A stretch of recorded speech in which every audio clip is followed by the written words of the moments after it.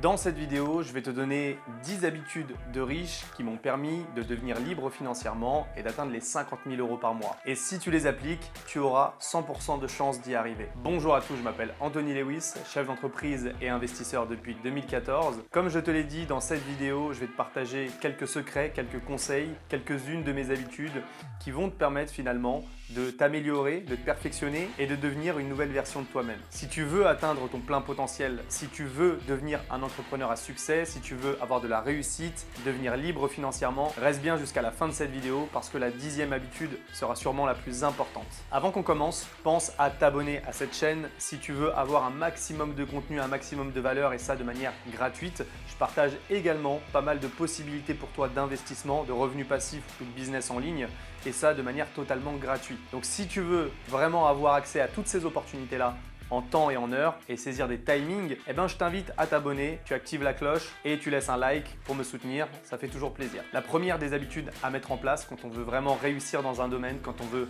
exceller, devenir riche, devenir libre financièrement, c'est de travailler avec passion. Trouver finalement un business, un concept, une idée, un métier, un sport, une activité qui peut vous passionner et qui va faire en sorte que vous allez travailler avec le cœur. Il ne faut absolument pas se forcer. Quand vous faites semblant, quand vous développez quelque chose qu'on sent que c'est pas naturel, que vous faites ça uniquement pour l'argent, et bien finalement, vous allez pouvoir être performant, oui, dans tous les cas, parce qu'avec de la formation et avec de l'apprentissage, on peut être performant, mais malheureusement, quand vous allez rencontrer des obstacles, et bien finalement, je vous le dis, vous allez abandonner extrêmement vite. Donc c'est ultra important que l'activité ou le business que tu développes, eh ben, ça devienne une vraie passion pour toi. Il faut absolument que tu aies l'impression de ne pas travailler, que tu fasses ça naturellement. Si tu développes ça avec passion, je te le dis, tu ne travailleras aucun jour de ta vie, ce sera un réel plaisir pour toi, tu vas être en plus de ça épanoui. La deuxième habitude que j'ai mis en place afin d'atteindre les 50 000 € par mois, eh ben, c'est la formation. Il va falloir que tu deviennes un élève. Il faut absolument que tu comprennes que pour réussir et pour exceller dans un domaine quel qu'il soit, peu importe ce que tu fais dans la vie, eh ben, il faut apprendre, il faut te former. Il faut absolument que tu te dises que quel que soit le moment ou le niveau où je serai, il faudra que je continue d'apprendre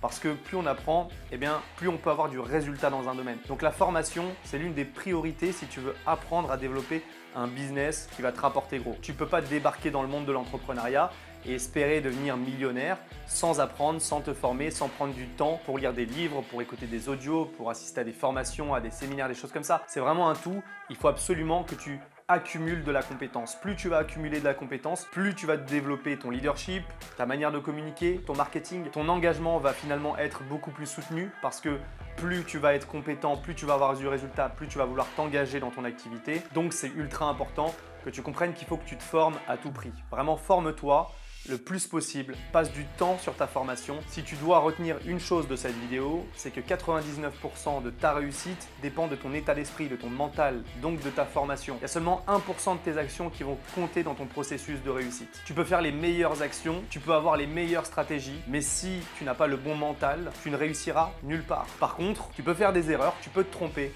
tu peux ne pas avoir les bons réflexes au départ, ne pas avoir les bonnes stratégies, mais avec un mental d'acier, on peut aller au bout du monde. La troisième habitude que j'ai mis en place afin de devenir un entrepreneur à succès, avoir de la réussite, que ce soit en ligne ou en physique, eh ben c'est très simple, c'est de prendre des risques. Tout au long de ma vie, depuis 2014, depuis que je suis entrepreneur, j'ai toujours pris des risques et je n'ai jamais hésité à prendre des risques. Je ne me suis jamais bridé parce qu'une chose était risquée et je me suis toujours dit que au pire, je pourrais toujours me relever, mais qu'il fallait essayer pour avoir du résultat. Donc ça, c'est vraiment un conseil que tu dois prendre en considération, c'est que la prise de risque, c'est l'une des qualités numéro 1, si je peux dire qualité, en tout cas, c'est l'une des valeurs de l'entrepreneur. Et aujourd'hui, tu ne peux absolument pas te permettre de vouloir rester dans le confort et en sécurité si tu veux devenir un entrepreneur à succès. Donc, sois prêt à perdre parce que quand on prend des risques, eh ben, parfois on gagne, parfois on perd, mais c'est OK. Quand tu gagnes, eh ben, tu as gagné, tu es content. Quand tu perds, tu es un peu dégoûté, mais tu dois continuer ton processus. Tu sais que ton objectif il est long, qu'il y aura des obstacles et qu'il y aura peut-être des échecs. Mais c'est pas grave,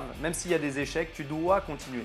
Les échecs vont te permettre d'apprendre et les réussites vont te permettre de célébrer et d'avancer dans ton rêve. Donc accepte autant les échecs que les réussites. C'est très bien comme ça. Quand on est un entrepreneur ou un investisseur, quand on commence dans le monde des affaires, eh ben, il faut absolument accepter le fait qu'on ait besoin finalement de ces deux choses-là, de ces deux côtés pour devenir plus fort parce que le fait d'échouer va également te permettre de te renforcer, de renforcer ton mental, d'avoir un mindset plus puissant et tes réussites vont t'enrichir petit à petit. La quatrième habitude que j'ai mis en place, c'est très simple, c'est de mettre ton ego de côté. Alors, on est tous quasiment tous passés par là en tant qu'entrepreneur. À un moment donné, votre ego, il commence à grandir. Et quand dans l'entrepreneuriat, il y a de l'ego, 1, ça te bride, 2, ça te met des bâtons dans les roues, 3, ça te ferme des portes. Donc si tu veux aujourd'hui être un entrepreneur qui est vraiment libre et qui finalement avance à son plein potentiel, eh ben, il faut absolument que tu n'aies pas d'ego. Donc il faut vraiment, surtout au début, mettre ton ego de côté. Ça va t'ouvrir des portes, ça va te permettre de travailler avec des personnes, ça va te permettre d'apprendre plus rapidement également. Donc vous voyez, tout est connecté finalement. La réussite, c'est un cocktail de plein d'habitudes, de plein de choses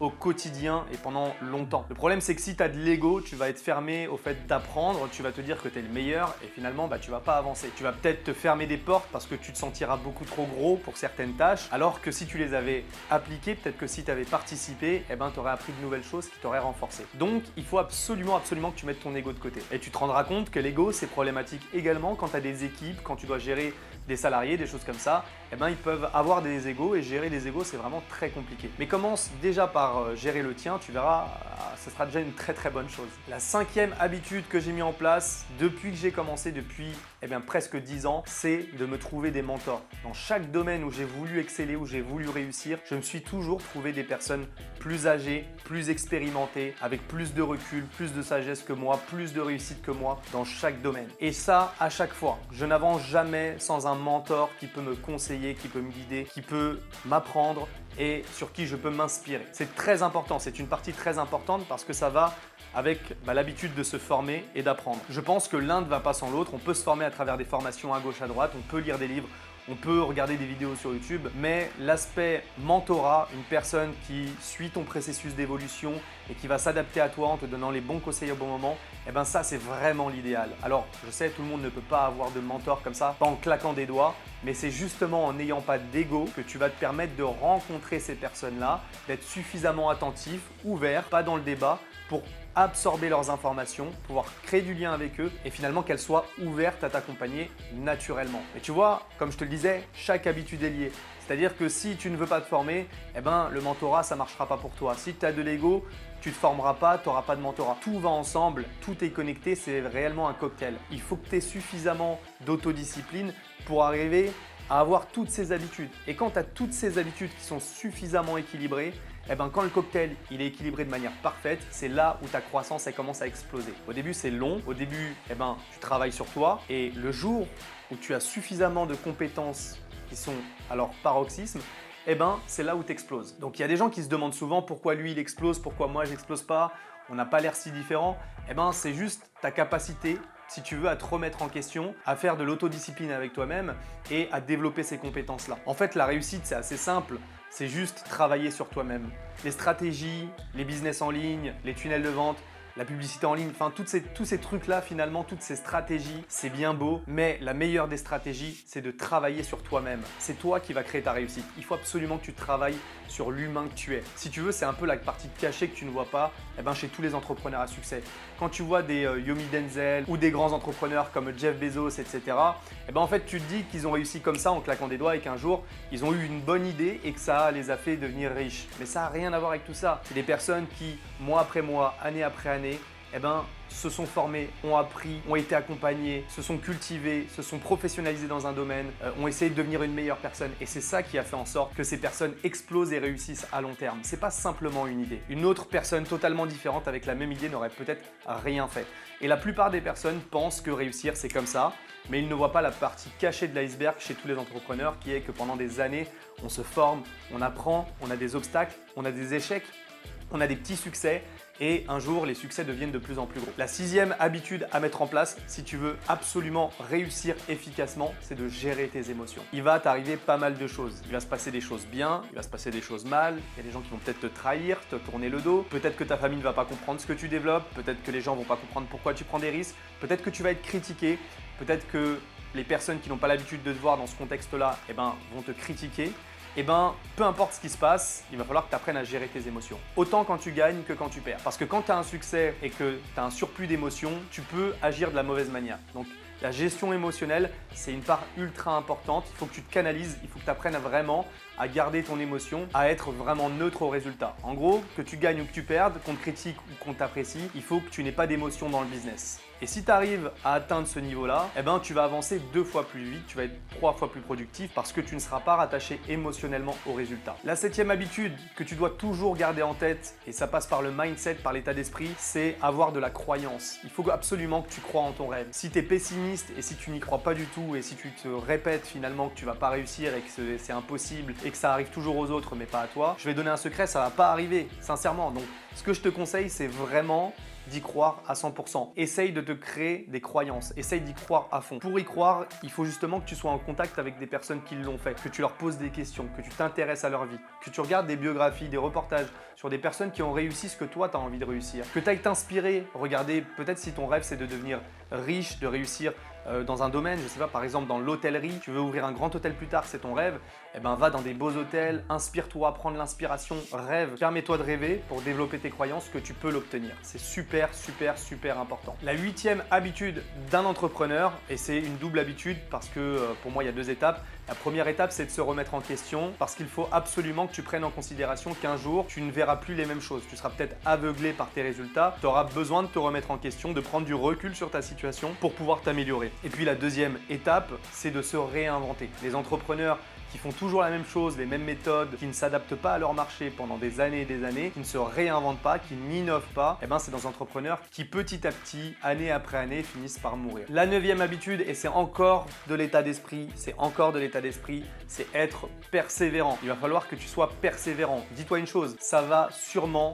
mal se passer au départ. Tu vas sûrement avoir des échecs. Tu vas peut-être perdre de l'argent. Tu vas peut-être être mal conseillé parfois. Peut-être même que tu vas prendre les mauvaises décisions. Peut-être que tu vas être vraiment déçu par certaines situations. Mais il faut que tu prennes en considération que tu as besoin de ces échecs pour apprendre et pour te renforcer, comme je te l'ai dit au début de la vidéo. La persévérance, c'est la clé numéro 1. Il faut que tu sois prêt, si c'est ton rêve, vraiment, si c'est quelque chose qui te passionne, il faut que tu sois prêt à persévérer pendant plusieurs années sans pouvoir en vivre, sans avoir de résultats. Pose-toi la question, si j'avais une balance et que je pesais le poids des deux, les contraintes que ça peut m'apporter, les échecs, etc., contre ne jamais vivre mon rêve et rester dans la rat race, métro, boulot, dodo, sans jamais pouvoir vivre tes rêves. Lequel est le plus important? Est-ce que tu es prêt pour réaliser tes rêves à finalement vivre ces obstacles, ces difficultés, ces personnes qui te critiquent? Ou est-ce que tu préfères ne pas vivre tout ça, mais que tu préfères ne jamais vivre tes rêves et peut-être avoir des regrets plus tard? Pose-toi cette question. C'est pour ça que je vous ai dit au début, l'une des habitudes, c'est de toujours travailler dans la passion.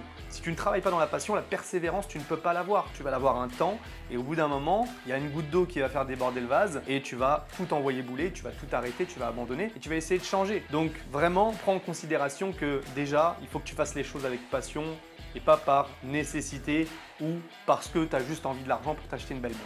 Non, tu dois le faire par passion et l'argent va suivre. C'est comme ça que tu dois penser si tu veux réussir. La 10e habitude que j'ai toujours eu avec moi pour réussir et pour atteindre des gros montants, c'est d'être opportuniste. Il faut absolument que tu te dises une chose, les opportunités, il y en a énormément en 2023. Il y en a partout. Ça court les rues, ça court Internet, il y en a partout. Si tu veux des opportunités de gagner de l'argent, si tu veux monter un business, si tu veux ouvrir une société, si tu veux acheter un appartement, avec Internet aujourd'hui, tu as des centaines de milliers d'opportunités. Tu as tout devant toi. Tu as juste à prendre ce qui t'intéresse. Tu as juste à faire tes recherches et tu vas trouver quelque chose qui t'intéresse. Donc sois opportuniste, sois ouvert d'esprit quand on te contacte pour un business ou quand tu tombes sur des choses qui peuvent potentiellement t'intéresser, ne te ferme pas, d'accord? Ne te ferme pas d'esprit, sois vraiment ouvert d'esprit. Dis-toi, je suis un opportuniste et chaque nouvelle personne que je vais rencontrer, c'est l'opportunité pour moi, d'apprendre et peut-être plus tard de créer une relation qui me permettra de faire du business avec lui. Donc je te le dis, sois opportuniste le plus possible. Bien entendu, il ne faut pas démarrer tous les business du monde parce que sinon tu auras le temps de rien faire. Mais deviens opportuniste, sois un opportuniste. Vois dans chaque situation de ta vie la possibilité de rebondir sur quelque chose de positif. En parlant d'opportunité, j'ai une opportunité à te proposer. Elle est sur ma chaîne YouTube. Je vais te mettre la vidéo juste au-dessus en fiche que tu pourras regarder. C'est une présentation du business que je propose. Ça te permet de faire un revenu passif de manière totalement automatisée, donc d'investir ton argent et de gagner de manière passive ou de développer une réelle activité et de pouvoir gagner beaucoup plus. Et si ça t'intéresse, tu pourras me contacter. J'ai tout laissé en description pour me contacter et tu verras, je te montrerai comment bâtir un gros business solide en quelques mois. J'en ai fini pour cette vidéo. N'oublie pas surtout à t'abonner à cette chaîne YouTube et puis à laisser un pouce bleu si ces habitudes elles t'ont plu. En tout cas, c'était un plaisir, un honneur. Je te souhaite une bonne journée, bon succès à toi et on se donne rendez-vous au sommet.